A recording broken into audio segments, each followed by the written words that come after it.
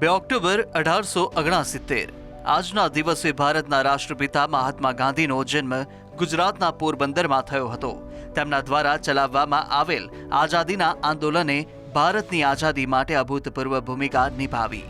ગાંધીજીએ વિશ્વને સત્ય અને અહિંસાના માર્ગ પર ચાલવા પ્રેરિત કર્યું અને તેથી જ સમગ્ર વિશ્વ તેમને અહિંસાના પૂજારીના રૂપમાં જાણે છે.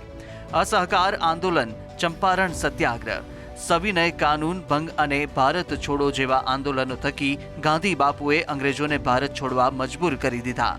તેમની યાદમાં દર વર્ષે આજના દિવસને આંતરરાષ્ટ્રીય અહિંસા દિવસ તરીકે મનાવવામાં આવે છે. 2 ઓક્ટોબર 1904ના રોજ અન્ય એક મહાન સ્વાતંત્ર્ય સેનાની તથા દેશના બીજા પ્રધાનમંત્રી લાલ બહાદુર શાસ્ત્રીનો જન્મ ઉત્તર પ્રદેશના મુગલ સરાયમાં થયો. વર્ષ 1964માં તેઓ દેશના પ્રધાનમંત્રી બન્યા.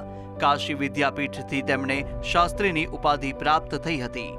તેમના જ નેતૃત્વમાં ભારતે 1965ના યુદ્ધમાં પાકિસ્તાનને કારમી હાર આપી હતી. શાસ્ત્રીજીએ ભારતીય જવાનો અને ખેડૂતોની મહેનતને દર્શાવતો જય જવાન જય કિસાનનો નારો આપ્યો હતો.